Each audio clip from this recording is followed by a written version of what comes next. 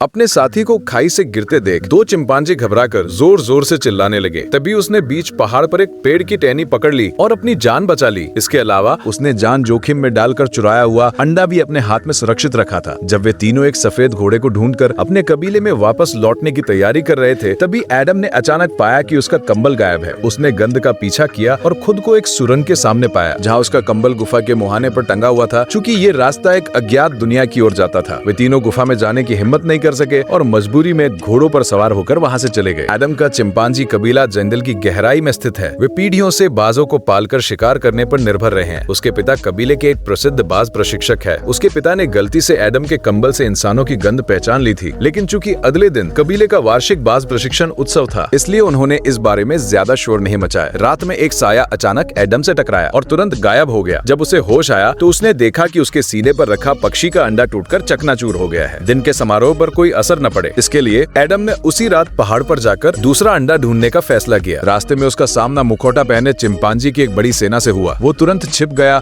और उनका पीछा करने लगा। उसे उम्मीद नहीं थी कि उनका निशाना उसका अपना ही कबीला होगा, लेकिन जब तक वो पहुंचता बहुत देर हो चुकी थी। नकाबपोश चिंपांजी कबीले में आग लगा रहे थे और लूटपाट मचा रहे थे। उन्होंने कबीले के सभी लोगों को बंदी बना लिया। अपने पिता को बचाने और फंसे हुए बाज को आजाद करने की कोशिश में एडम गलती से 100 मीटर ऊंचे मचान से नीचे गिर गया। जब उसकी आंख खुली तो अपने कबीले को मलबे में तब्दील देख वो बहुत दुखी हुआ। अपने लोगों को बचाने के लिए उसने एक बार फिर अपनी यात्रा शुरू की। रास्ते में उसकी मुलाकात एक लाल बालों वाले औरंगुटान से हुई। दोनों में तुरंत दोस्ती हो गई और वे साथ आगे बढ़ा। रात में वही इंसानी लड़की जिसने एडम का अंडा तोड़ा था अचानक सामने आई। वे थकी हुई और भूखी थी। दयालु औरंगुटान ने उसे अपने साथ रखने का फैसला किया। कुछ दिनों की लंबी यात्रा के बाद उन्हें नदी में नहाते हुए दर्जनों इंसान मिले। जैसे ही वे उनसे बात करने के लिए आगे बढ़ी, चिंपांजी सेना ने अचानक हमला कर दिया। इंसान डर के मारे इधर उधर भागने लगे। एडम की मदद से लड़की एक बार फिर बच निकलने में कामयाब रही। जब वे चिंपांजी सेना के मुख्य ठिकाने के करीब पहुंचने ही वाले थे तो उन्हें पुल पर फिर से घेर लिया गया। इस दौरान लड़की को बचाने की कोशिश में लाल बालों वाला औरंगुटान बदकिस्मती से तेज लहरों में बह गया और तभी